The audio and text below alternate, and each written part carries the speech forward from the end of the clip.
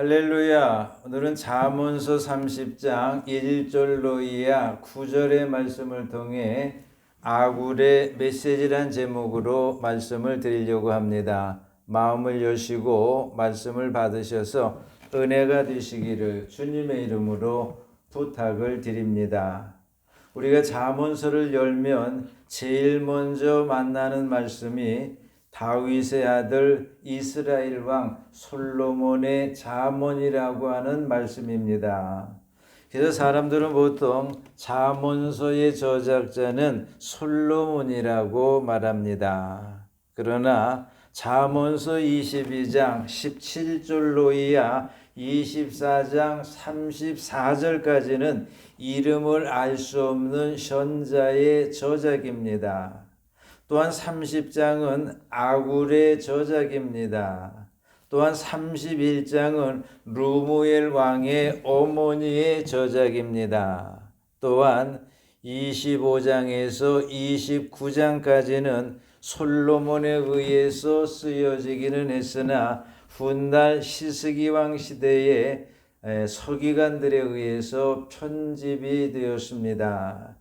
이 시간에는 아굴의 저작인 30장 중에서 전반부에 해당하는 1절로 9절의 말씀을 통해 아굴이 우리에게 주는 메시지가 어떤 것인가, 무엇인가를 살펴보려고 합니다. 그런데 우리가 아굴의 메시지를 살피기에 앞서서 좀 궁금한 것이 있죠. 아굴은 도대체 누구인가?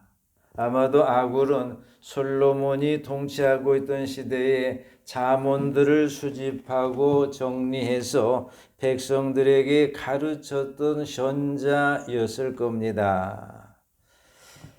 이제 아굴의 메시지를 살펴보려고 합니다. 먼저 아굴의 메시지는 우리로 겸손해야 한다고 하는 겁니다. 2절로 3절입니다. 나는 다른 사람에게 비하면 짐승이라 내게는 사람의 총명이 있지 아니하니라. 나는 지혜를 배우지 못하였고 또 거룩한 자를 아는 지식이 없거니와. 여기서 아굴은 보통 사람에 비하면 자신은 무지한 짐승이라고 표현하고 있습니다. 따라서 자신에게는 총명이 없고 지혜도 없고 거룩하신 자를 아는 지식도 없다고 말합니다. 즉 하나님을 아는 지식도 없다고 밝히고 있습니다. 하지만 그렇다고 해서 아굴이 보통 사람들보다도 지적인 능력이 뒤떨어져 있거나 또는 학식이 뒤떨어져 있다라고 말하는 것은 결코 아닙니다. 왜냐하면 적어도 아굴은 잠언을 기록할 정도의 지적인 능력과 학식을 갖추고 있기 때문입니다. 따라서 아굴은 겸손을 보인 겁니다. 그렇다면 이처럼 아굴이 겸손을 보였던 이유가 뭘까요? 그것은 하나님을 아는 자 아굴이 무한하신 하나님의 지혜에 대비해서 유한한 자신의 지혜를 깨달았기 때문입니다. 다시 말해 끝이 없고 다함이 없으신 하나님의 지혜에 비교해 볼 때 끝이 있고 다함이 있는 인간의 지혜를 깨달았기 때문입니다. 쉽게 말하면 인간의 지혜의 한계를 깨달았기 때문입니다.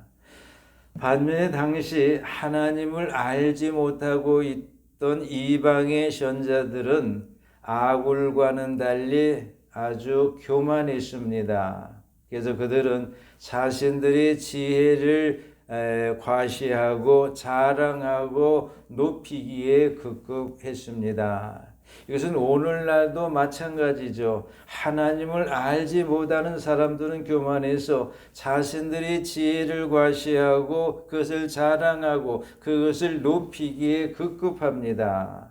반면에 하나님을 아는 사람들은 아굴처럼 보통의 사람에 비하면 자신은 무지한 짐승에 불과하다라고 하는 겸손을 보입니다. 그러므로 하나님을 아는 우리는 하나님 앞에서 아굴처럼 겸손을 보여야 합니다. 여러분 모두가 하나님 앞에서 또는 사람들 앞에서 겸손을 보이시기를 주님의 이름으로 부탁을 드립니다. 두 아버지가 있었습니다. 한 아버지는 자기 아들이 뛰놀다가 다칠까봐 마당에 있는 돌뿌리들을 다 제거를 했습니다. 반면에 다른 한 아버지는 자기 아들이 마당에서 뛰놀다가 그 돌뿌리에 부딪혀서 다치자 그 아이를 안고 집안에 들어가서 약을 발라주고 그리고 붕대를 감아주면서 상처를 입은 아이를 치료해 주었습니다. 여러분 이 두 아버지 가운데서 누가 더 지혜로운 것이었을까요? 누가 더 지혜로운 걸까요? 물론 사고를 미리 예방한 아버지일 겁니다. 그러나 여러분 어느 아들이 아버지의 사랑을 더 느꼈을까요? 아마도 돌멩이를 미리 치워놓지 않았던 아버지일 겁니다. 하지만 그의 아들은 아버지의 그와 같은 자상한 배려와 깊은 속은 모를 겁니다. 이와 마찬가지로 사람들은 무한하신 하나님의 지혜로우신 은혜보다도 당장 눈으로 보여지고 손에 쥐어져야 직성이 풀립니다. 그러다 보니 사람들은 당장 눈에 보이고 손에 쥐어지게 하는 것을 해달라고 조르고 매달리고 기대합니다. 이것이 바로 끝이 있고 다함이 있는 인간의 지혜의 한계인 겁니다. 그러므로 우리는 무한하신 하나님의 지혜 앞에 우리의 유한한 지혜를 내려놓는 겸손을 보여야 합니다. 그러면 교만한 자를 물리치시고 겸손한 자에게 의뢰를 주시는 하나님의 은혜가 임합니다. 여러분 모두가 무한하신 하나님의 지혜 앞에 여러분의 유한한 지혜를 내려놓는 겸손을 보이심으로 하나님의 은혜가 임하시기를 주님의 이름으로 축원해 드립니다. 축원합니다.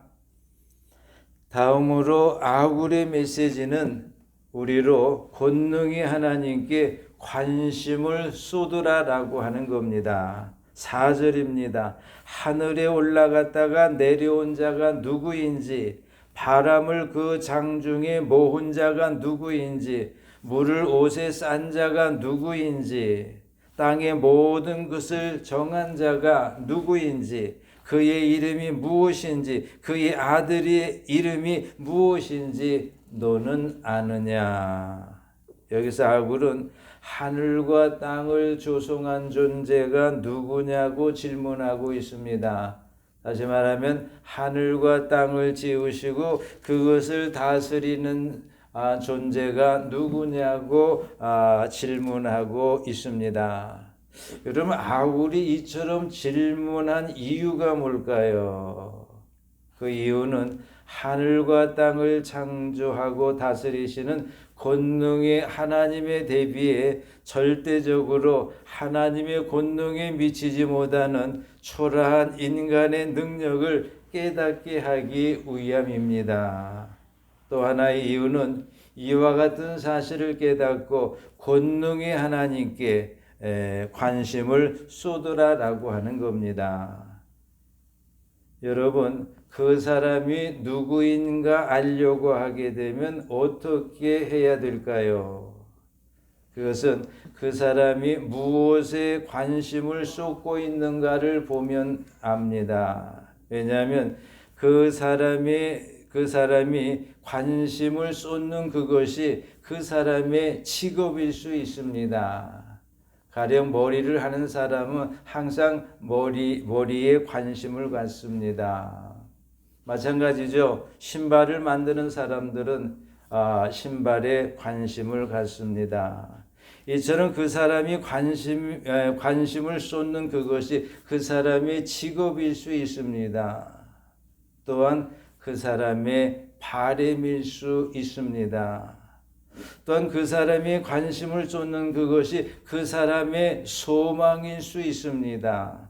또한 그 사람이 관심을 쏟는 그것이 그 사람의 인격일 수 있습니다. 또한 그 사람의 신앙일 수 있습니다. 따라서 우리가 하나님의 자녀인 우리는 우리의 관심을 권능의 하나님께 쏟아야 합니다. 그러면 하나님께서는 자신의 권능을 우리에게 쏟으셔서 우리를 도와주십니다. 여러분 모두가 권능의 하나님께 여러분의 모든 관심을 쏟으심으로 하나님의 권능이 여러분을 돕게 되기를 주님의 이름으로 축원해 드립니다. 축원합니다. 다음으로 아굴의 메시지는 우리로 하나님만을 의지하라고 하는 겁니다. 5절 중반절 이하입니다. 하나님은 그를 의지하는 자의 방패이시니라. 우리가 성경을 보면 방패가 되시는 하나님을 철저하게 의지했던 다윗 왕으로 인해서 그가 다스렸던 이스라엘은 아주 강하고 큰 나라를 이루었던 사실을 볼 수가 있습니다. 그러나 그 후에 이스라엘의 왕들과 백성들이 하나님을 의지하지 아니하고 오히려 이방과 이방의 우상을 의지하다가 하나님의 심판을 받아서 멸망당한 사실도 볼 수 있습니다. 더욱이 이스라엘 백성 2000여 년 동안 나라 없이 전 세계에 흩어져서 살았습니다.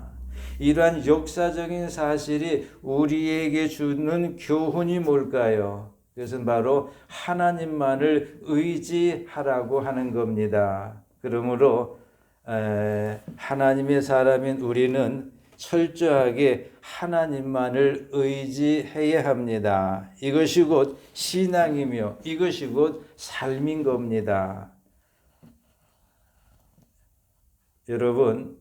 여러분은 하나님만을 의지하는 사람의 가장 큰 특징이 뭐라고 보십니까? 가장 큰 특징은 용기 있는 삶입니다. 여러분 모두가 하나님을 의지하심으로 용기 있는 삶을 살아가시기를 주님의 이름으로 축원해 드립니다. 축원합니다. 800년 전쯤 전에 영국의 윌리엄 윌버포스라고 하는 사람이 있었습니다. 그는 어느 날 하나님의 음성을 듣게 되었습니다. 그 하나님의 음성은 이런 것이었습니다. 나는 네가 대영 제국에서 모든 노예들을 풀어줄 것을 원한다. 그러나 그에게는 그렇게 할 만한 힘이 전혀 없었습니다. 더욱이 그는 몸이 심하게 비틀어져 있는 곱사등이었습니다. 그래서 당대 한 작가는 그를 가리켜 나선형으로 된 탈의 송곳에 비유할 정도였습니다. 이처럼 그의 외모는 사람들의 마음을 사로잡기에 적당치 않았습니다. 더욱이 대다수의 정치인들이 대영 제국에서 노예 매매가 금지되는 것을 원치 않았습니다. 그러나 그는 불가능한 일이 없으신 하나님을 의지하고는 노예 해방 운동을 전개해 나갔습니다. 그러나 그는 생전에 노예 해방을 그의 눈으로 보지는 못했습니다. 하지만 하나님께서는 분명히 그를 통해 역사하셨습니다. 그의 장례식이 거행되던 날 그의 굳은 몸이 웨스트민스터 사원의 판석 밑에 안치될 때 영국 의회는 영국의 깃발 아래 사는 모든 노예에게 자유를 준다는 법을 통과시켰습니다. 그렇습니다. 불가능한 일이 없으신 하나님을 의지하고 불의 앞에 용기로 맞서면 하나님께서는 반드시 불가능한 일을 가능한 일로 바꾸어 주십니다.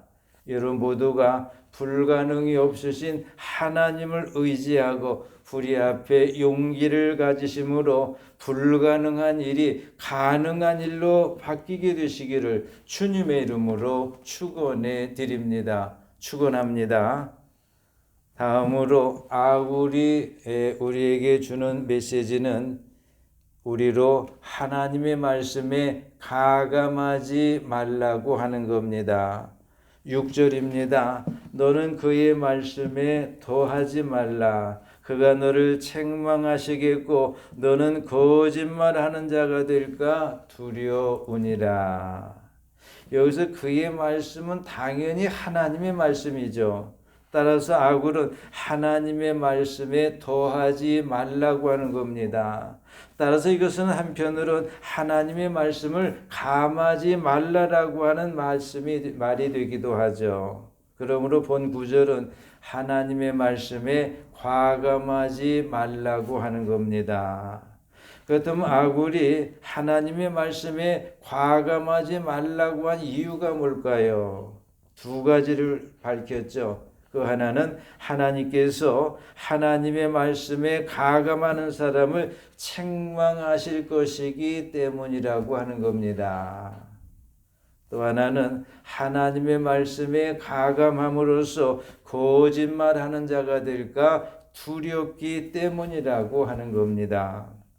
실제로 사람들은 하나님의 말씀에 자기 나름의 생각을 첨가하거나 전승이나 전설 등을 덧붙이거나 해서 하나님의 말씀의 순수성을 상실하는 시도를 끊임없이 해왔습니다.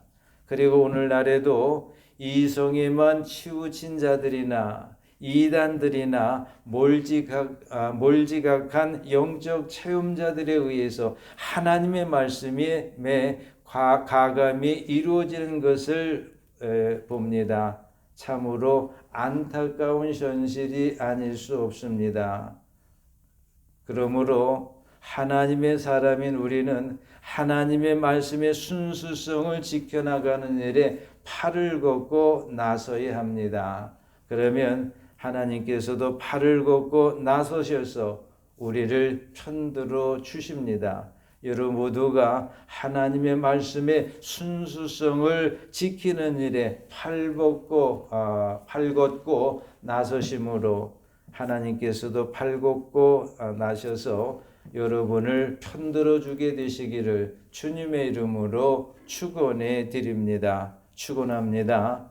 다음으로 아굴의 메시지는요, 우리로 주께 두 가지 일을 구하라고 하는 겁니다. 첫째로 주께 구할 일은요, 다음과 같습니다. 7절로 8절 상반부입니다. 내가 두 가지를 주께 구하였사오니 내가 죽기 전에 내게 거절하지 마옵소서. 곧 헛된 것과 거짓말을 내게서 멀리 하옵소서. 여러분 여기서 헛된 것이라고 하는 것은 영원한 가치가 없는 그 어떤 것을 얻기 위해서 애쓰고 힘쓰다가 진정한 삶의 가치를 상실한 자에게 찾아오는 내적인 허탈감을 가리킵니다. 그리고 거짓말이란 우리가 일반적으로 알고 있듯이 자신의 유익을 위해서 상대를 속이는 이기적인 범죄를 가리킵니다. 따라서 아굴은 영원한 가치가 없는 것을 얻기 위해서 욕심을 내지 말고 인생의 주인이신 하나님의 뜻에 합당하게 살기를 구함으로 영원히 복이 되라고 하는 겁니다. 여러분 모두가 영원한 가치가 없는 것들을 위해서 욕심을 내지 말고 인생의 주인이신 하나님의 뜻에 합당하게 살기를 구하심으로 영원히 복되시기를 주님의 이름으로 축원해 드립니다. 축원합니다. 둘째로 주께 구할 일은 다음과 같습니다. 8절 중반부 이하입니다. 나를 가난하게도 마옵시고 부하게도 마옵시고 오직 필요한 양식으로 나를 먹이소서. 여러분의 아굴은 이처럼 죽게 구했던 것일까요? 그 이유를 9절에서 다음과 같이 밝혔습니다. 홍내가 배불러서 하나님을 모른다. 여호와가 누구냐 할까 하오며 홍내가 가난하여 도둑질하고 내 하나님의 이름을 욕되게 할까 두려워함이니이다. 그렇습니다. 아굴이 나를 가난하게도 마옵시고라고 죽게 구한 것은 홍내가 가난하여서 도둑질하고 내 아버지의 이름을 욕되게 할까 두려웠기 때문입니다. 실제로 그렇죠. 가난한 사람은 그 가난 때문에 남의 것을 훔치려고 하는 죄를 범하는 유혹에 빠지기 쉽고 또 하나님의 이름을 욕되게 하거나 하나님을 원망하는 어리석음을 범하기 쉽습니다. 그래서 아굴은 인생의 주인이신 하나님의 뜻에 합당하게 살아가는 일에 방해가 될 우려가 있는 물질의 빈곤을 내게는 허락하지 말라고 했던 겁니다.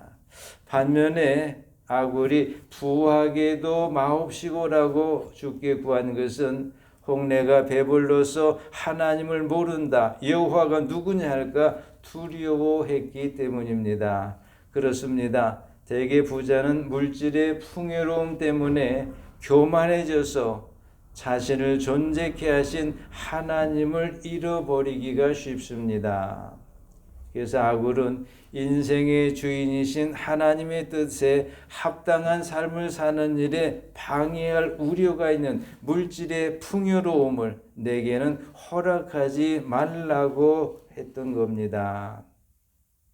마르셀 파논의 토파즈라고 하는 소설의 주인공 토파즈는 한 중학교의 가난한 교사로서 사람이 좋기로 유명했습니다.